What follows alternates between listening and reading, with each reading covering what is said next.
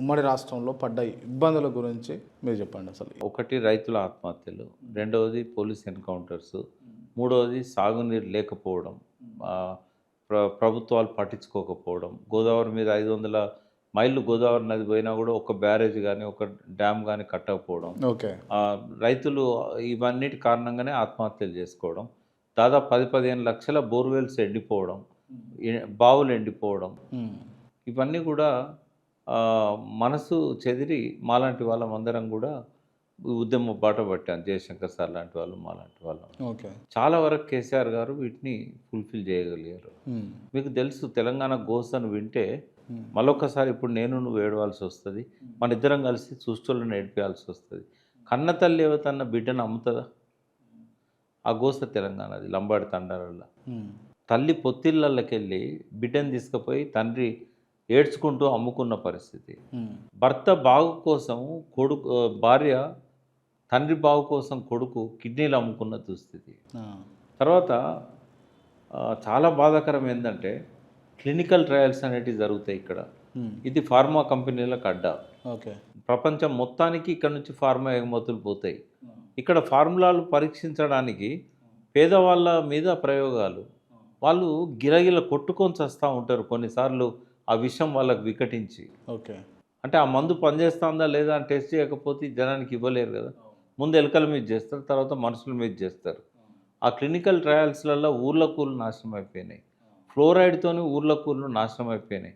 తలాపున Narayana sir పెట్టుకొని 50 ఏళ్ళైనా కూడా కాంగ్రెస్ అధికారంలో ఉన్న కాంగ్రెస్ కానీ టీడీపీ కానీ మర్రిగూడెము ఆ మండలాల గ్రామాలల్లో, మునుగోడు మండలంలోని గ్రామాలల్లో గుక్కెడు తాగునీళ్ళు ఇవ్వలేకపోయింది. మట్టి అంతా కూడా ఫ్లోరైడ్తో నిండిపోయింది.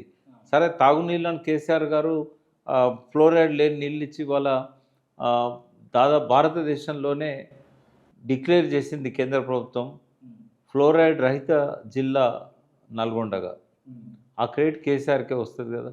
బట్ ఇంకా మట్టిలో ఫ్లోరైడ్ ఉంది. ఆ ప్రాజెక్టు శివన్నగూడెం దగ్గర రిజర్వాయర్ కట్టారు కానీ ఇంకా విద్యాసాగర్ రావు డిండి ప్రాజెక్ట్ ఏదైతే ఉన్నదో అది ఆచరణకు నోచుకోలే. అది వస్తే ఆ మట్టిలో నుంచి ఫ్లోరైడ్ కడిగితే తప్ప ప్రజలు తినే అన్నంలో ఫ్లోరైడ్ పోతే తప్ప ఫ్లోరైడ్ పీడపోదు. అంటే ఎన్ని బాధలు, ఎన్ని కోసలు. కమాండ్ స్టడీ చేస్తున్న పిల్లల్ని తీసుకుపోయి అంటర్ రోడ్లో ఎన్కౌంటర్ చేసి చంపేస్తారు. వాళ్ళ పక్కన విప్లవ సాహిత్యం తుపాకీ డ్రెస్సులు పెడతారు. ఇంత గోస చూసిన తర్వాత కదా కేసీఆర్ గారు తెలంగాణ ఉద్యమానికి వచ్చింది.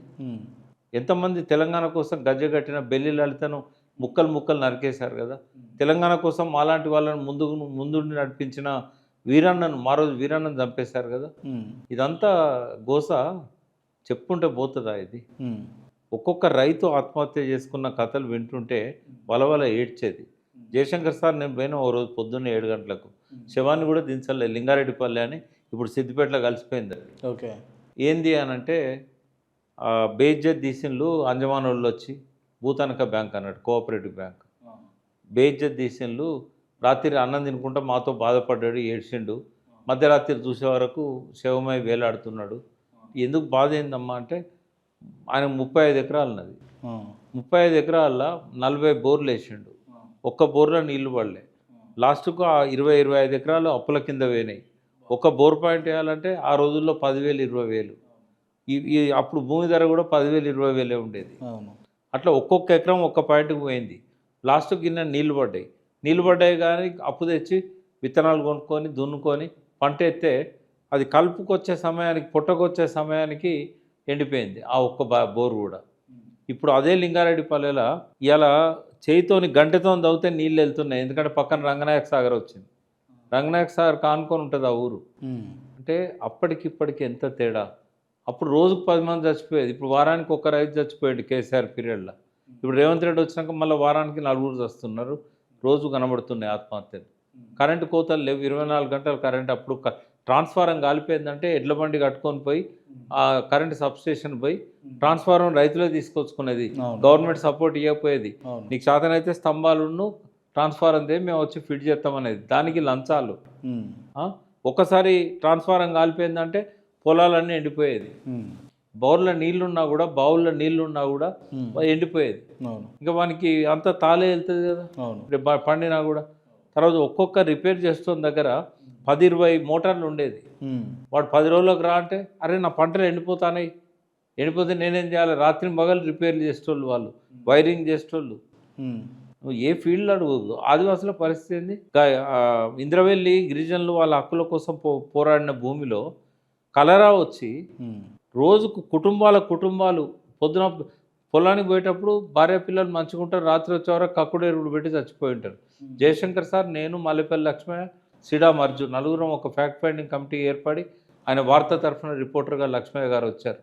మేము ముగ్గురం ఫ్యాక్ట్ ఫైండింగ్ కమిటీ ఏర్పడి అసలు ఎందుకు వస్తున్నారు ఆదివాసులు అని చెప్పి మొత్తం లెక్క తీస్తే నెల రోజుల్లో 2500 మంది చచ్చిపోయింది. అప్పుడు జనార్దన్ రెడ్డి, నాగం జనార్దన్ రెడ్డి ఆరోగ్య మంత్రి. ఓకే. ఆయన పదవి వీకేషన్ చంద్రబాబు నాయుడు. ఏం చేస్తున్నావు నువ్వు ఇంతమంది చచ్చిపోతుంటే? సోనియా గాంధీ వచ్చింది అక్కడికి. దానికి అతిసార అని ఒక పేరు పెట్టిండు. అది కలరా అది. ఓకే. ఆదిలాబాద్లో అంటే ఆదివాసుల గోసలు అట్లుండేది. ఫారెస్ట్ వాళ్ళ దుర్మార్గాలు ఎదుర్కొంటే నక్సలైట్ అని చెప్పి వాడిని చంపేయడం తీసుకుపోయి. విద్యార్థులకు హాస్టల్ల పరిస్థితి, బియ్యం ఉండవు, దొడ్డు బియ్యం, పురుగులు. చదువుకుందామంటే వానికి అవకాశాలు లేవు, రెసిడెన్షియల్ స్కూల్ లేవు. అప్పుడు 200 ఉండే, ఇప్పుడు 1200 అయినాయి. మైనార్టీలకు అసలు పట్టించుకున్న వాళ్ళు లేరు. ఏమనంటే వాడు ఐఎస్ఐ అని తీసుకుపోయి కాల్ చేయడం. ఆ టైంలో గోకుల్ చాటు ఇవన్నీ ఎంతమంది చచ్చిపోయినో మీకు తెలుసు. మత కల్లోలాలు ఏం లేవు, కానీ విధ్వంసాలు అన్నీ కూడా ఐఎస్ఐ తీవ్రవాదులతో. ఎక్కడ చక్కగా ఉంది వ్యవస్థ? ఏం జరిగింది? తెలంగాణ అంటే వాడిని సెకండ్ క్లాస్ సిటిజన్ లాగా చూసేటోళ్ళు. ఇండస్ట్రీస్లలో కూడా అన్నీ అమ్ముడే కదా. డిబిఆర్ మిల్స్ అమ్మిండు చంద్రబాబు నాయుడు, కనబడ్డదల్లా అమ్మడమే. ఆయన అదివరకు నిజాం పెట్టినవన్నీ కూడా అమ్మి పాటు చేసిండు. ఆ ఏపీ రేయాన్స్ కంపెనీ పోయింది, సర్సిల్క్ పోయింది, కాగజ్నగర్లో పేపర్ మిల్ పోయింది. అన్నీ ఎక్కడ చూసినా కూడా ఉన్నాయి, అమ్మేయడమే. ఆదింజాయ మిల్ అమ్ముకున్నారు రియల్ ఎస్టేట్ వాటికి. అంటే కావాలని తెలంగాణ మీద, తెలంగాణ ప్రాంతం మీద, తెలంగాణ ప్రజల మీద వివక్షతోటేనా? వివక్ష మామూలుగా ఉండేది కాదు. ఇది వాళ్ళకు ఒక కామధేను. ఇది అంటే ఎందుకు అంత వివక్షత ఎందుకు ఉండే అప్పుడు? అంటే వాళ్ళ మెంటాలిటీ ఎట్లుంటుంది అంటే, మా ఇంటికి వస్తే మాకేం తెస్తావు, మీ ఇంటికి వస్తే మాకేం ఇస్తావు.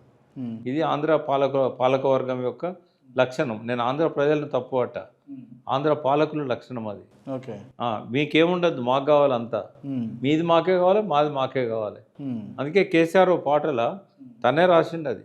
గుంటూరు జిల్లాలో గుంటెడు భూమి అడిగినమా, విజయవాడ నగరంలో వీసమెత్తు అడిగినమా, మాదేందో మాకు ఇవ్వాలి, మా వాట మాకు కావాలన్నాం, కానీ మీది అడుగుతలేం కదా. కానీ వాళ్ళకి అట్లా లేదు కదా, మీది కావాలి, మాది కావాలి. ఓకే. ఇన్ని వివక్షతల మధ్యలో కేసీఆర్ వచ్చిండు. ఏం చేసిండో మన అందరం చూసినాం. అగ్రికల్చర్ ఎట్లా డెవలప్ అయింది, కరెంటు కోతలు లేకుండా ఎట్లా పోయింది, సింగరేణి ఎట్లా డెవలప్ అయింది. ప్రతి విషయంలో కూడా ఆయనే మార్పు చూపెట్టగలిగాడు. ఆత్మహత్యలు తగ్గినాయి, రైతుల ఆర్థిక పరిస్థితి మెరుగైంది, ఆకలి చావులు లేవు, ఆత్మహత్యలు, వలసలు తగ్గినాయి. ఇప్పుడు మహబూబ్ నగర్కు వలసలు వస్తున్నారు. వలసపోయిన వాళ్ళు అందరూ వచ్చి వ్యవసాయం చేసుకుంటాను. అదివరకు 1,00,000 ఎకరాలకు నీళ్ళు రాకపోయేది, ఇప్పుడు 8-9 లక్షల ఎకరాలకు నీళ్ళు వస్తున్నాయి. కాంగ్రెస్ వాళ్ళు మొదలుపెట్టినాయి కావచ్చు, కానీ వాళ్ళు పూర్తి చేయలేదు. అవన్నిటిని పూర్తి చేశాడు. కలవకుర్తి, నెట్టెంపాడు, భీమా, కోయిల్ సాగర్ ఏం చేయలేదంటారు. ఓకే. ఇష్టం వచ్చినట్టు మాట్లాడుతుంటారు. ఇప్పుడు యంగ్స్టర్స్ ఎవరైతే ఓటకు వచ్చిందో వీళ్ళకి ఆ కష్టాలు తెలివాయి, ఆ బాధలు తెలివాయి. వాళ్ళకి తెలిస్తే వాళ్ళు ఊర్లలో పోయి బస్సులు వేసుకొని పోయి మీరు కేసీఆర్ కోట వేయొద్దని చెప్పరు. వాళ్ళకి తెలియదు. లోపాలు లేవా అంటే టీఆర్ఎస్ చాలా లోపాలు ఉన్నాయి, కానీ వాటిని సరిదిద్దుకోవాలి, ముందుకు పోవాలి. వాళ్ళు చెప్పలేకపోయినలు, వాళ్ళు ఇచ్చిన ఉద్యోగాలు చెప్పలేకపోయినలు, వాళ్ళు ఇచ్చిన రేషన్ కార్డులు చెప్పలేకపోయినలు. అది కూడా ఒక ఓటమికి ప్రధాన కారణం. అన్ని మంచి పనులు చేసి కూడా చెప్పుకోలేకపోతే ఎట్లా?